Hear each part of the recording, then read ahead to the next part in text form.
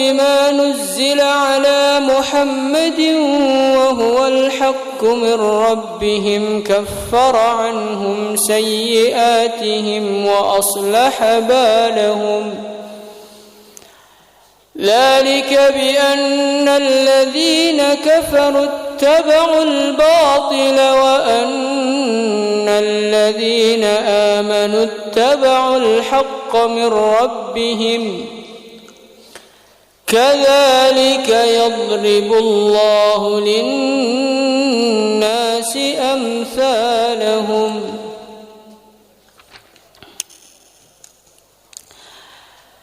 Alladzina orang-orang kafaru yang mereka kufur, wasaddu dan mereka menghalangi orang lain, an sabilillahi dari jalannya Allah. Adalla maka Allah subhanahu wa ta'ala menghancurkan a'malahum amal-amal mereka. Walladzina dan orang-orang amanu yang mereka beriman, wa amilu dan mereka beramal as-salihati amal-amal yang saleh, wa amanu dan mereka beriman bima dengan apa nuzila yang telah diturunkan ala Muhammadin kepada baginda Nabi Muhammad sallallahu alaihi wasallam, maksudnya adalah Al-Quran. Wa huwa dan Al-Quran itu al-haqqu adalah satu kebenaran min rabbihim dari Tuhan mereka.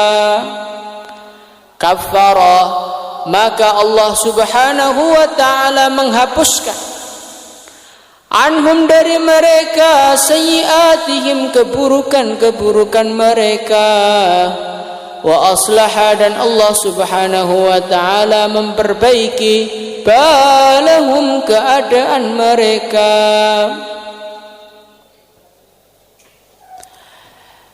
Dzalika yang demikian itu bi annalladzi disebabkan sesungguhnya orang-orang kafaru yang mereka kufur, disebabkan ittaba'u mereka mengikuti al-batila kebatilan, wa annal ladzina dan orang-orang amanu yang mereka beriman ittaba'u mereka mengikuti al-haqqa kebenaran min rabbihim dari Tuhan mereka.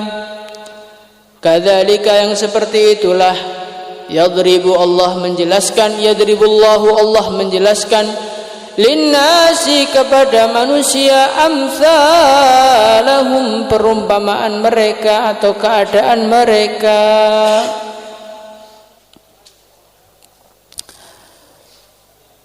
Di dalam ayat ini Allah subhanahu wa ta'ala menceritakan satu hal yang sangat-sangat penting kepada kita. Di dalam ayat ini Allah subhanahu wa ta'ala menjelaskan kepada kita tentang pembagian manusia. Pada hari ini kita ini membagi manusia dengan berbagai macam pembagian. Ada orang yang pintar, ada orang yang bodoh, ada rakyat, ada pejabat, ada orang terhormat, ada orang terhina, dan lain sebagainya. Itulah pembagian kita. Tetapi pada hakikatnya manusia ini hanya terbagi menjadi dua. Siapakah mereka? Yang pertama kali adalah alladzina kafaru wa saddu an sabilillah. Alladzina orang-orang kafaru yang mereka kufur, wa saddu an sabilillah mereka tidak hanya kufur tetapi mereka menghalangi orang-orang untuk beriman kepada Allah. Ini golongan yang pertama. Golongan yang kedua, walladzina amanu wa amilus shalihat, mereka adalah orang-orang yang beriman dan orang-orang yang beramal soleh.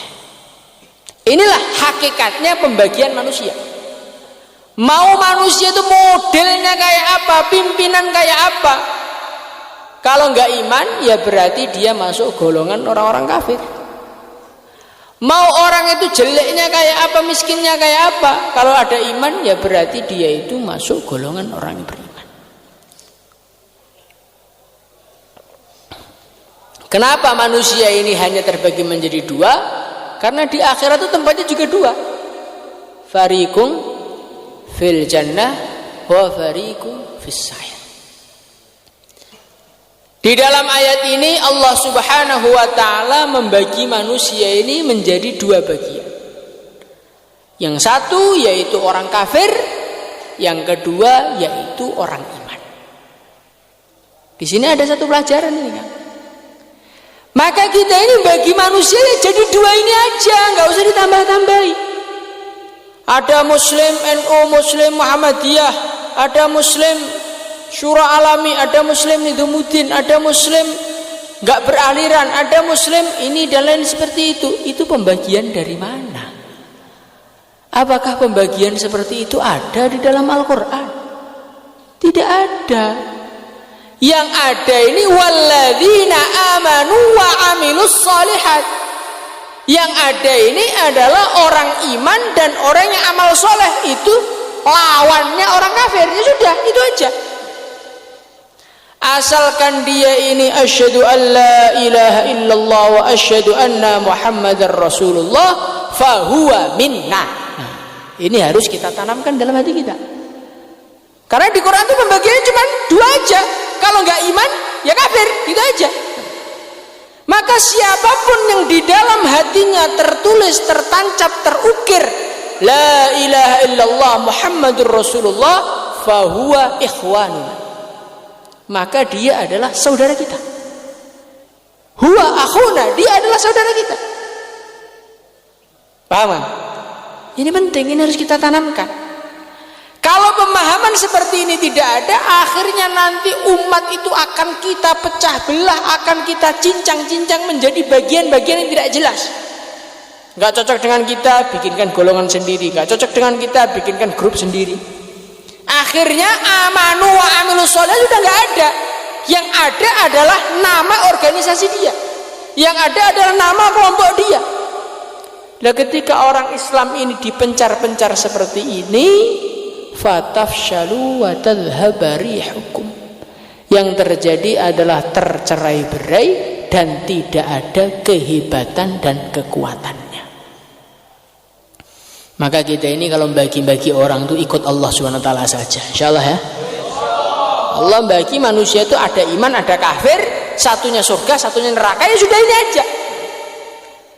Lah yang lucu kita ini al-kuffaru ba'duhum minna wal mu'min laisa minna. Kalau dengan orang iman nggak cocok pendapatnya, dianggap dia bukan termasuk dari kita, dimusuhi, dicaci, direndahkan, disesatkan. Tapi orang kafir, orang nggak kenal Allah, orang yang benci kepada Rasulullah, karena dia ngasih duit kita, dia nuruti apa yang kita mau, katanya kita ini bersaudara. Alangkah lucunya kita ini, wahai manusia. Pembagian kita seperti itu, pembagian yang tidak sesuai dengan pembagian Allah dan Rasul.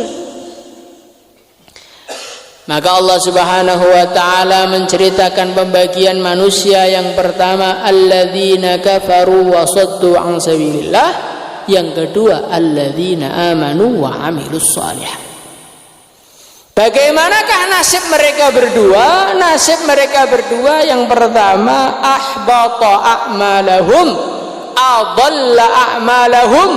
Allah akan menghilangkan, menghancurkan amal-amal mereka. Jadi perbuatannya orang kafir ini terbagi menjadi dua. Ada perbuatan baik dan ada perbuatan buruk. Dua-duanya dihancurkan semua oleh Allah.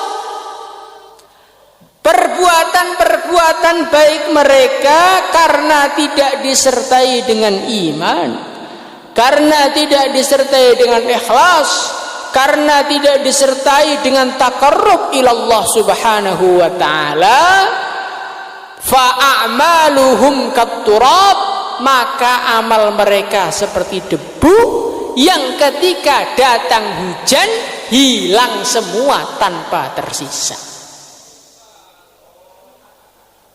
Sebagaimana yang diceritakan dalam Al-Quran, fatarakahu salda, mereka itu amal mereka seperti debu yang diletakkan di atas batu, hujan datang, hus, hilang, nggak ada nilainya sama sekali. Jadi orang kafir itu sebaik apapun mereka, infak ratusan miliar, kalau perlu ratusan triliun pun tidak ada pahalanya di sisi Allah. Karena apa? Karena mereka itu tidak beriman kepada Allah.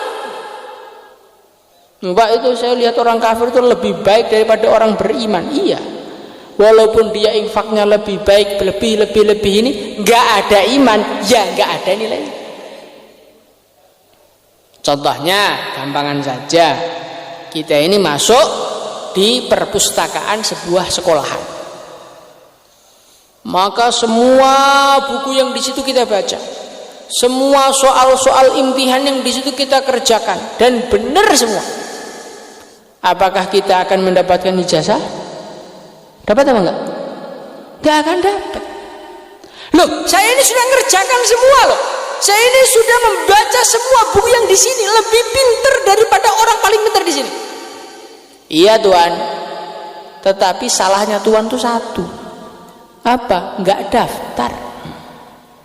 Karena Anda tidak daftar sebagai siswa di madrasah ini, maka apapun jerih payah Anda tidak menjadikan Anda dicatat sebagai lulusan madrasah ini. Ya apa enggak? Lah begitu juga orang kafir itu tidak mencatatkan namanya dalam golongan-golongan orang iman. Maka walaupun menginfakkan seluruh hartanya, ya tidak ada nilainya di sisi Allah. Nah di situ. Jadi amalan-amalan orang kafir itu kebaikannya nggak ada nilainya. Keburukan-keburukan yang mereka rencanakan pun semuanya akhirnya gagal. Orang-orang kafir mereka membuat tipu daya untuk menghancurkan orang iman. Mereka membuat tipu daya untuk melemahkan orang beriman. Apa yang terjadi? Yang terjadi usaha mereka sia-sia. Mereka membunuh orang iman, mereka menindas orang iman biar orang iman itu kesakitan. Tidak. Orang iman itu semakin ditindas, pahala sabarnya semakin besar di sisi Allah. Jadi perbuatan mereka untuk menghancurkan orang iman malah menambahi pahala orang iman. Akhirnya apa yang terjadi? Yang terjadi adalah angan-angan mereka, cita-cita mereka nggak kesampaian. Adalla a'malahu. Jadi baiknya rugi, buruknya juga nggak terwujud. Itulah orang kafir betul-betul melas hidupnya. Kemudian orang yang kedua, walladzina amanu wa 'amilus shalihat wa amanu bima nuzzila 'ala Muhammadin wa huwal haqqu min rabbihim kaffara 'anhum sayyi'atihim. Sebaliknya, orang yang beriman kepada Allah, orang yang amal soleh, hasilnya apa? Hasilnya yang pertama, kaffara anhum sayyi'atihim, Allah akan mengampuni salah-salah mereka. Kesalahan-kesalahannya orang iman diampuni oleh Allah.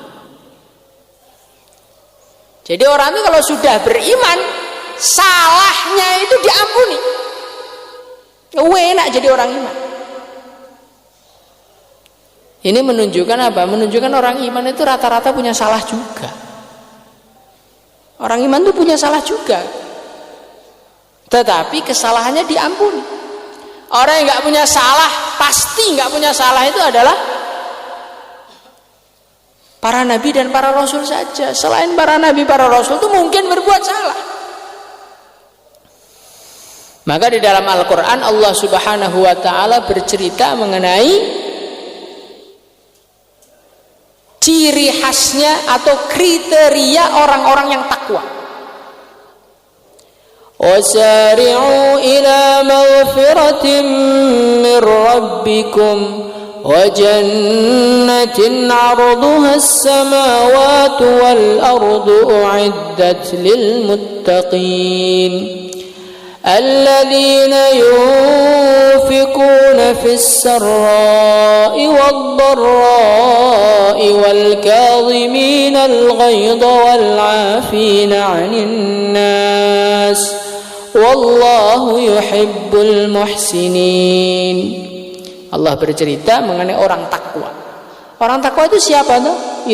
Alladzina yunfiquna fis sarra wad dharra. Ciri khasnya yang pertama, mereka ini senang sedekah.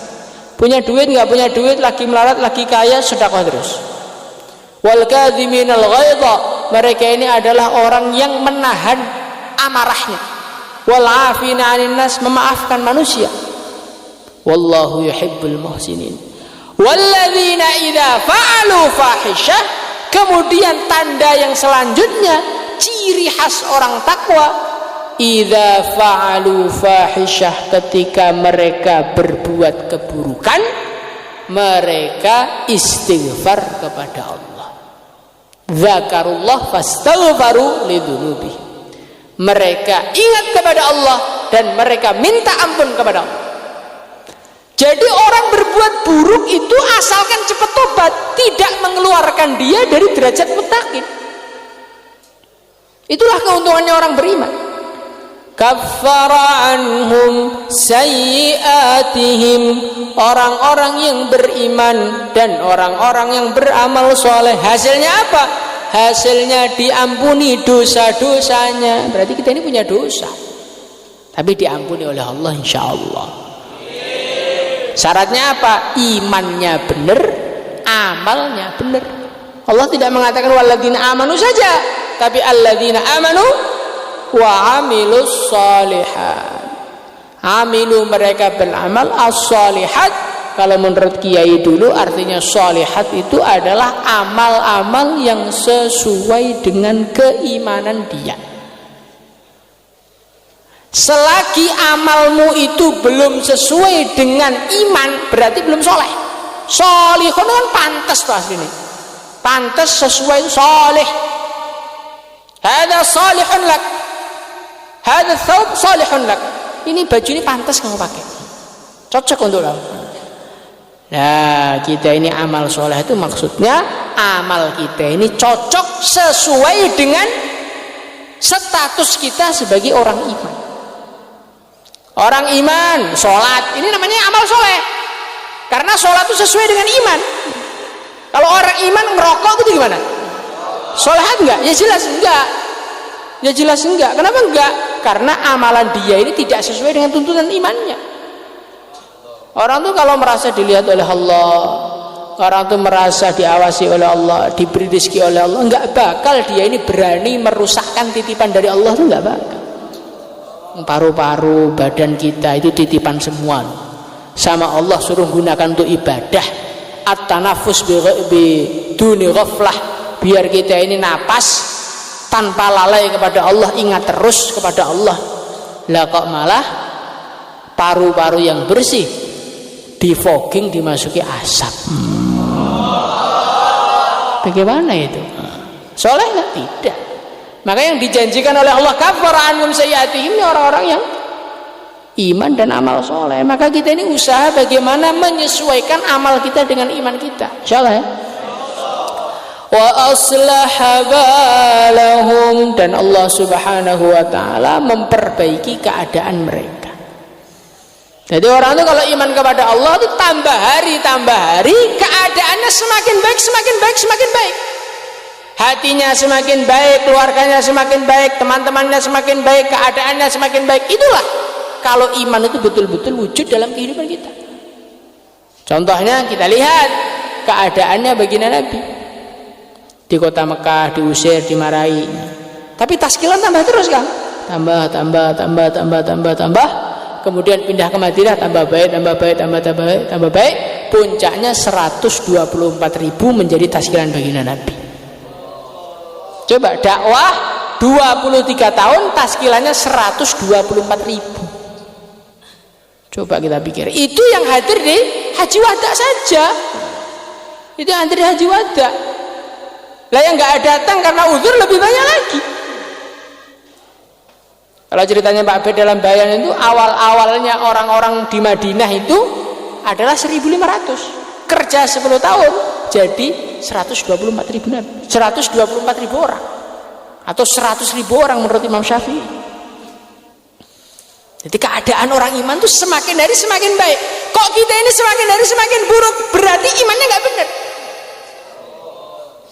Kita mondok kelas 1 soft awal, kelas 2 soft 2, kelas 3 soft 3, kelas 4 soft 4, kelas 5 soft 5, kelas daurah soft paling belakang, kelas tahsus softnya nggak ada. Nah ini berarti tidak sesuai ini. Allah sudah menjanjikan kok. Orang yang beriman itu keadaannya akan diperbaiki oleh Allah kok. Keadaan kita ini memburuk, berarti iman kita ini memburuk. Begitu. Itu kaidahnya seperti itu. Bagaimana coba kita renungi. Kemudian Allah berfirman, "Dzalika bi annal ladzina kafaru taba'ul batil wa annal ladzina taba'ul haqqo min rabbihim." Kenapa ini semua terjadi? Karena orang kafir taat sama syaitan, orang beriman taat kepada Al-Quran. Jadi hidupnya orang itu tergantung siapa yang diikuti. Orang kafir ini nggak karu-karuan hidupnya, ya karena gurunya itu syaitan. Lah syaitan itu punya murid, nah, muridnya orang kafir punya murid, muridnya namanya internet dan HP. Maka orang-orang yang menggunakan itu sebetulnya min talamidis syayatin, termasuk murid-murid yang sudah berbaiat kepada syaitan. Iya kan, kita renungi kerusakan-kerusakan itu gara-gara ikut setan. Lah setan itu punya teman namanya orang kafir. Maka segala sesuatu yang dibuat oleh orang kafir itu sebetulnya hasil musyawarah mereka dengan syaitan. Wa kadzalika ja'alna likulli nabiyyin aduwwan syayatinal insi wal jin yuhi ba'duhum ila ba'd. Setan itu ada dua, ada setan jin, ada setan manusia. Yuhi ba'duhum, mereka itu saling sharing informasi, saling bagi-membagi data antar mereka. Yuhi ba'duhum ila ba'din zuhrufal qawli ghurura.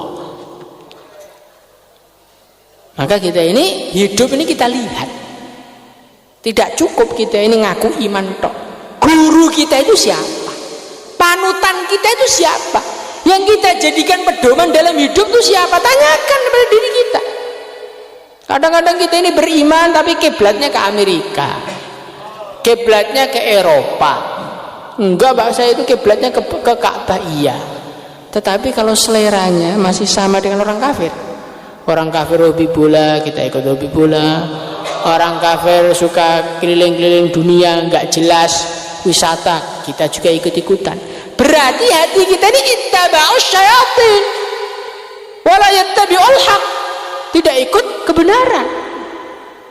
Apakah Allah Subhanahu wa taala dan Rasulnya mengajarkan kita untuk senang sepak bola dan senang orang kafir? Coba datangkan hadisnya. Kalau ketemu saya bayar 1 miliar. Kalau uangnya nggak ada ya nanti saya utang-utangkan. Dan itu nggak akan ada, maka saya berani. Jadi nggak ada. Kita ini panutannya itu siapa itu harus jelas. Maka para sahabat itu adalah orang yang mulai ujung rambutnya sampai ujung kukunya usaha ikut Nabi. Sahabat seperti itu. Sampai suatu ketika ada seorang sahabat, dia ini diundang ke tempat makannya seorang pejabat begitu. Lah di pejabat itu makannya itu nggak pakai tangan, langsung pakai sendok. Maka sahabat itu ngambil langsung pakai tangan gitu aja. Dimarahi sama temennya, dia jaga tata krama dikit gitu loh, masa di tempatnya pejabat makan pakai tangan, malu-maluin saja. Maka sahabat tadi mengatakan, a'adruku sunnata habibi liha ula'il hamqa. apakah kamu suruh untuk meninggalkan sunnahnya kekasihku Rasulullah sallallahu alaihi wasallam hanya gara-gara ikram, menjaga perasaannya orang-orang bodoh itu? Coba kita lihat sahabat itu urusan makan pakai sendok saja nggak mau. Kenapa? Nggak mau ninggalkan sunnah Nabi. Nah kadang-kadang kita ini pakaiannya masih sunnah Nabi, pecinya masih sunnah Nabi, hatinya dengan orang kafir itu mirip. Ini yang bahaya. Maka kita ini harus lihat muhasabah, hati kita itu ikut siapa, amal kita itu ikut siapa. Nah kalau kita ini sudah ikut Allah dan Rasulnya, maka kita akan menjadi kafara anhum sayyiatihim wa aslaha balahum. Allah akan memperbaiki kehidupan kita dan Allah Subhanahu wa taala akan mengampuni dosa-dosa kita. Laka aslaha balahum dengan kafara anhum sayyiatihim belum wujud, ya berarti sebetulnya yang kita ikuti itu bukan Nabi dan Rasulnya, bukan Allah dan Rasulnya. Maka bagaimana kita ini usaha perbaikan hari demi hari supaya menjadi orang-orang dimaafkan kesalahannya dan diperbaiki keadaannya oleh Allah. Insyaallah ya. Salatullah